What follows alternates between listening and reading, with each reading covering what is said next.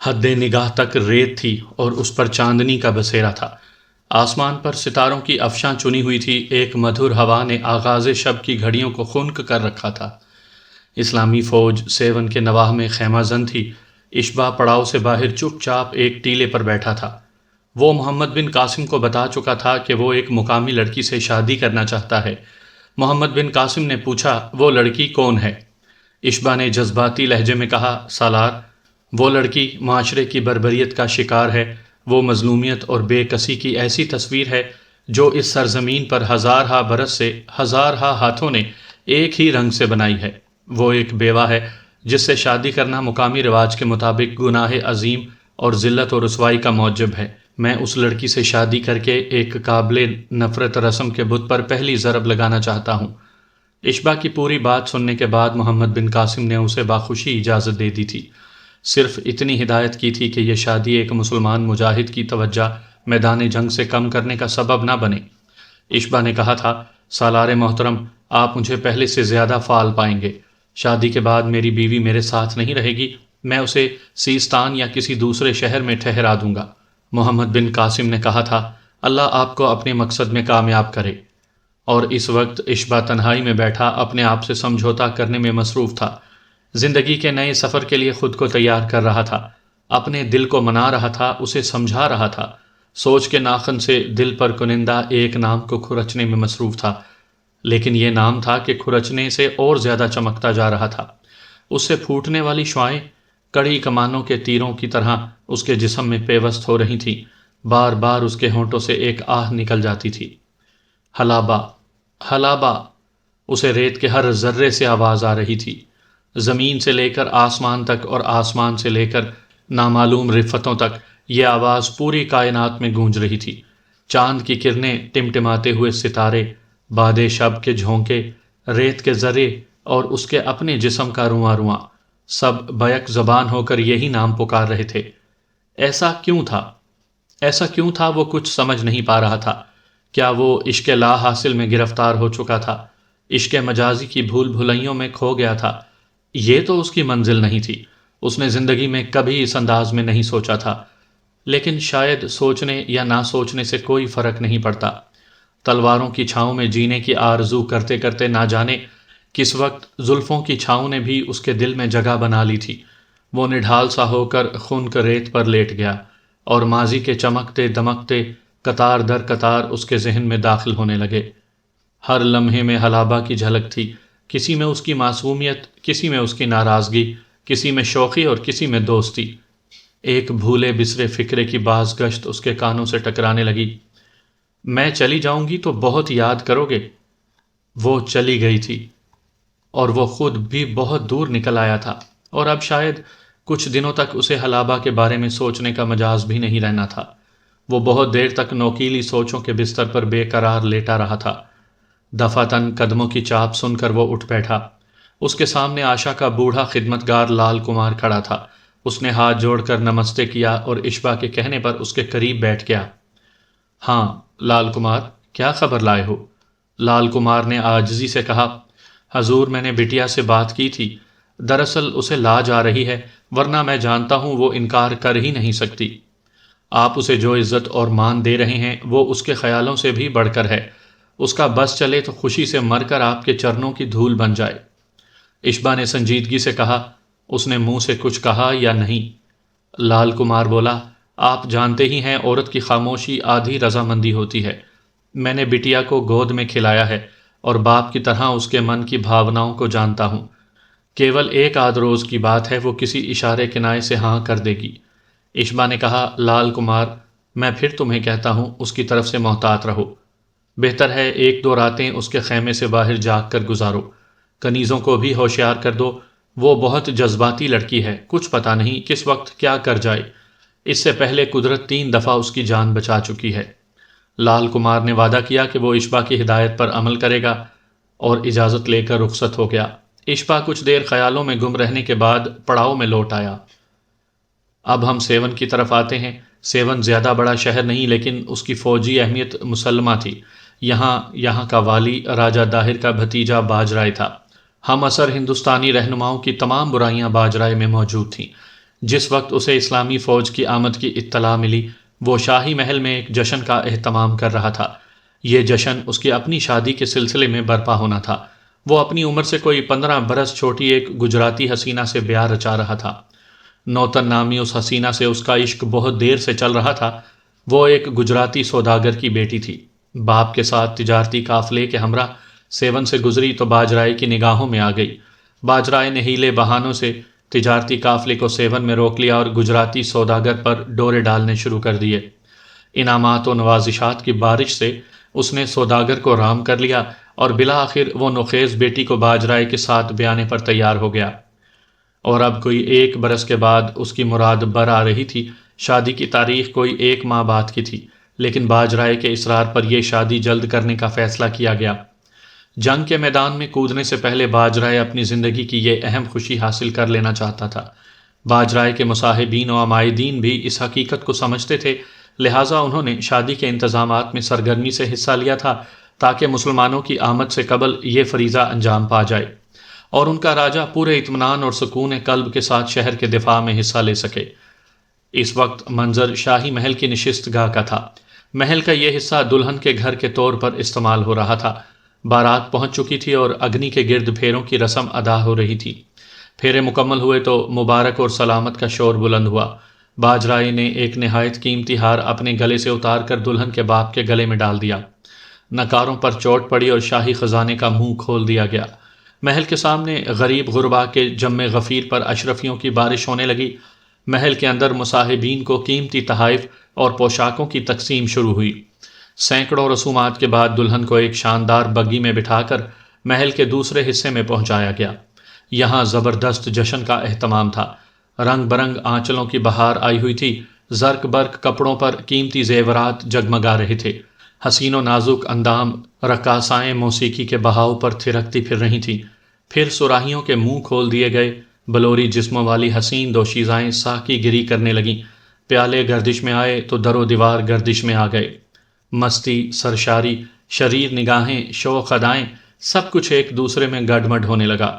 اور یہی وہ وقت تھا جب اسلامی فوج کے تھکے ماندے سپاہی شہر کو گھیرے میں لے رہے تھے، جنگ کی حکمت عملی تیار کر رہے تھے، جنگی چالوں پر غور کر رہے تھے، وزنی منجنیکوں کو چھکڑوں سے اتار رہے تھے، آہنی دبابوں کو دھکیل رہے تھے اور اپنے ہتھیاروں کا جائزہ لے رہے تھے۔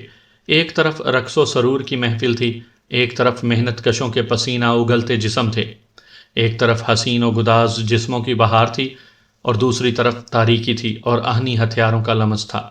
ایک طرف پرعیش اور پر آرام شب کی آمد تھی، ایک طرف روز جنگ کا کٹھن انتظار تھا اور نیم شب کی دعائیں تھیں، اور پھر ایک طرف باج رائے نشے میں ڈولتا ہوا اٹھا اور شب عروس منانے کے لیے چل دیا۔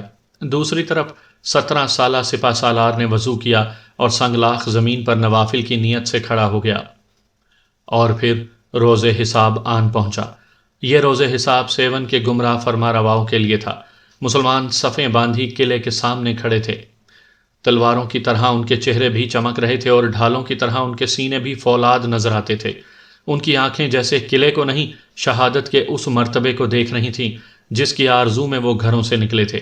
ان کی آنکھوں میں ایک نورانی پیاس تھی۔ اس پیاس کو دیکھ کر کئی برس پہلے نامور سپہ سالار ابو عبیدہ بن جراح نے اہل ایران سے کہا تھا، یاد رکھو میرے ساتھ وہ لوگ ہیں جنہیں موت اتنی ہی عزیز ہے جتنی تم لوگوں کو زندگی۔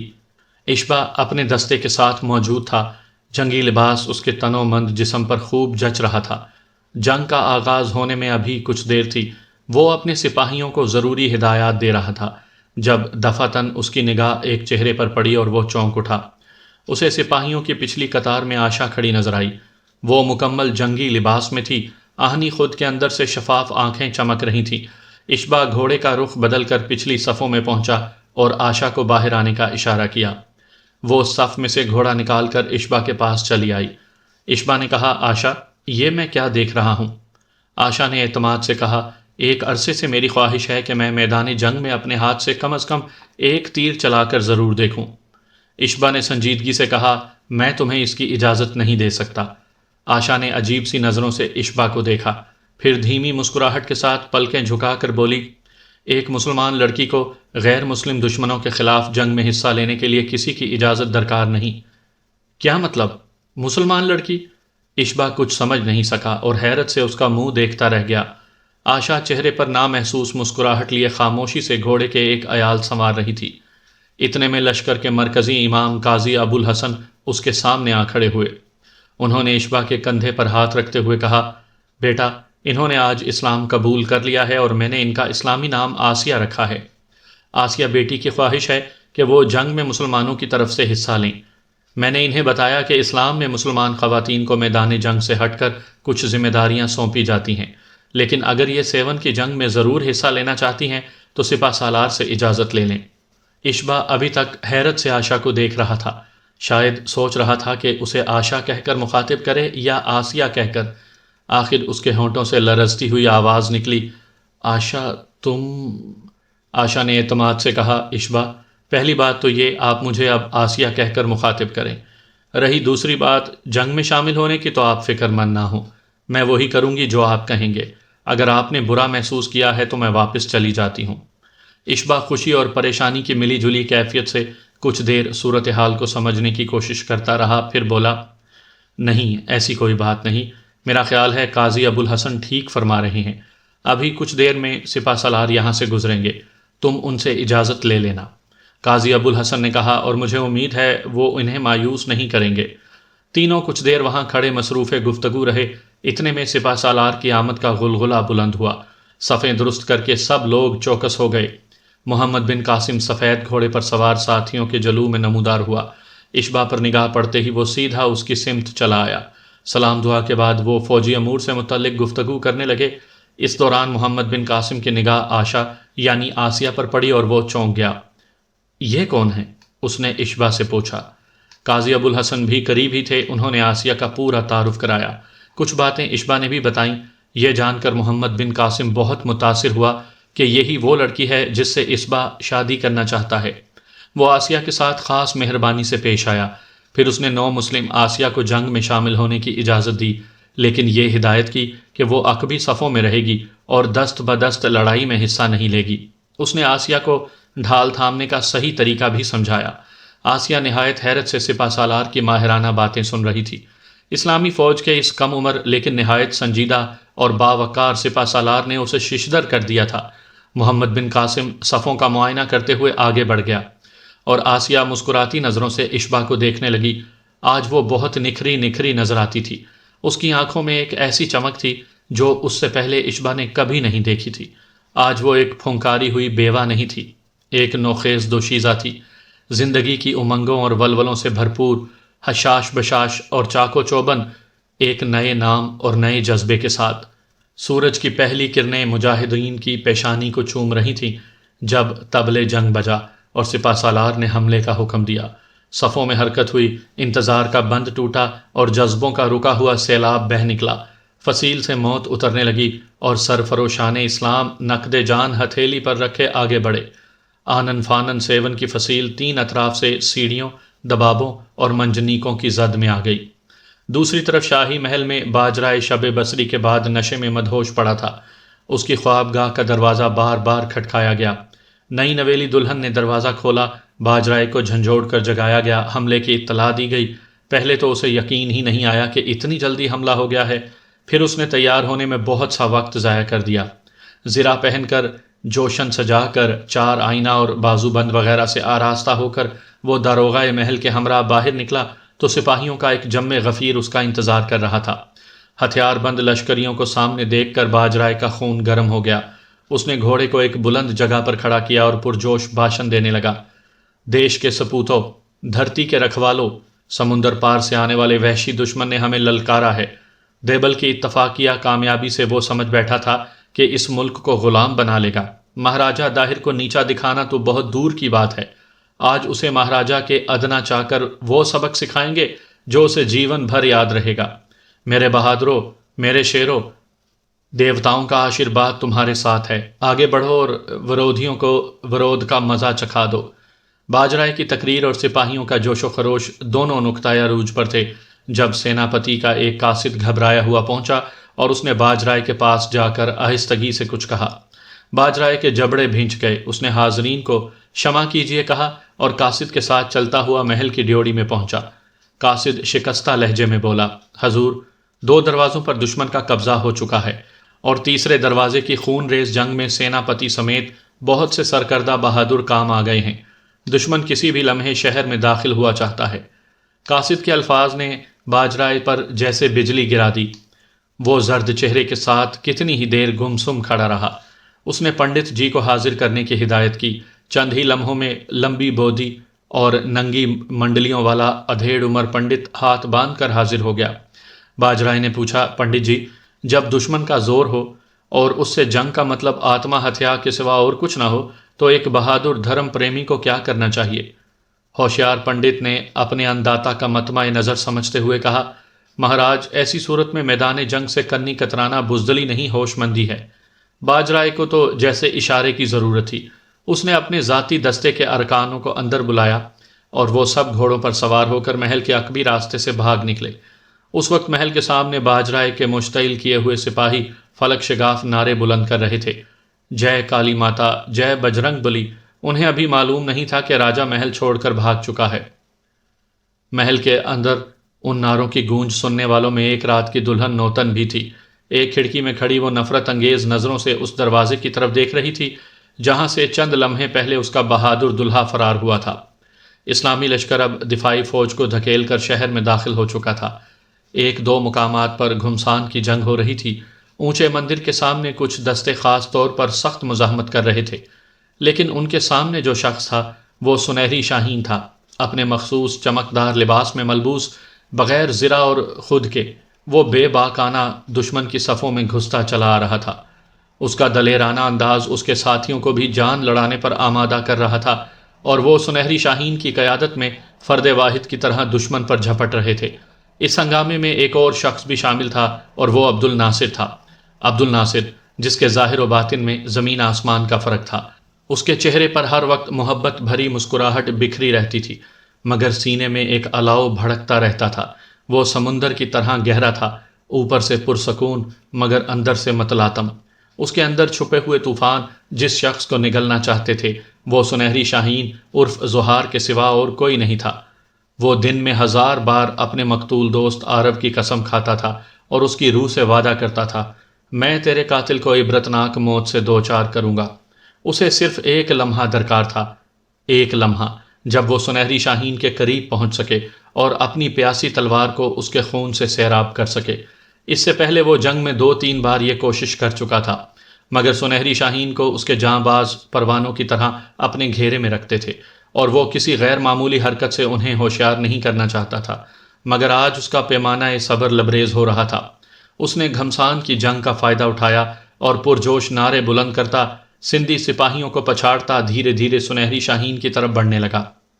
اس کا دل بے پناہ شدت سے دھڑک رہا تھا، آنکھوں میں خون کی پیاس تھی اور نگاہیں سنہری شاہین پر جمی ہوئی تھیں۔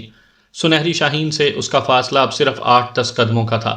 بوہان عرف عبد الناصر نے نیزے پر گرفت مضبوط کی، ایک نظر چاروں طرف دیکھا اور گھمسان کی جنگ کا فائدہ اٹھا کر نہایت پھرتی اور طاقت سے نیزہ سنہری شاہین کی طرف اچھال دیا تھا۔ جب نیزہ اس کے ہاتھ سے نکلا تو اسے احساس ہوا کہ وہ جلد بازی کر گیا ہے، اسے اپنا فاصلہ مزید کم کرنا چاہیے تھا۔ نیزہ بے پناہ قوت سے پھینکا گیا تھا، اس لیے تیر کی مانند گیا، مگر نیزے کے پہنچتے پہنچتے سنہری شاہین کا رخ تھوڑا سا تبدیل ہو چکا تھا، لہٰذا نیزہ اس کی پشت میں داخل ہونے کے بجائے اس کی ڈھال سے ٹکرایا اور پھسل کر گھٹنا چھیدتا ہوا زمین پر گر پڑا۔ گھٹنے پر آنے والے زخم نے سنہری شاہین کو ایک لمحے کے لیے ٹھٹکایا، مگر دوسرے ہی لمحے وہ سب کچھ بھول کر دوبارہ مصروف جنگ ہو گیا۔ اپنے کارگر وار کے ضائع جانے پر بوہان کو بے پناہ افسوس ہوا۔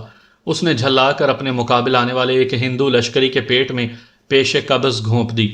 وہ الٹ کر گرا تو بوہان نے اس کا نیزہ اپنے قبضے میں کر لیا۔ جنگ اب بہت شدت اختیار کر گئی تھی، اکثر تلواریں ٹوٹ گئی تھیں اور شمشیر زنوں نے پیش قبض اور خنجر نکال لیے تھے۔ مندر کے قریب سندھی جھنڈے کے نیچے درجنوں افراد گتھم گتھا تھے اور جنگ کا فیصلہ قریب نظر آ رہا تھا۔ سنہری شاہین بھی اسی مقام پر برسر پیکار تھا۔ وہ زرہ اور آہنی خود سے بے نیاز غینم کے گروں میں مشعل آفتاب ڈوب ڈوب کر ابھر رہا تھا۔ بوہان نے بے بسی سے دانت کچکچائے اور نیزہ تھام کر ایک بار پھر اس کے قریب ہونے کی کوشش کرنے لگا۔ قدم قدم فاصلہ طے کرتا وہ ایک بار پھر سنہری شاہین سے مناسب فاصلے پر پہنچ گیا۔ اس کا نیزہ بردار بازو حرکت میں آنے کے لیے پھڑکنے لگا اور آنکھوں کی بے قراری فضوں تر گئی، مگر سنہری شاہین نشانے پر نہیں آ رہا تھا۔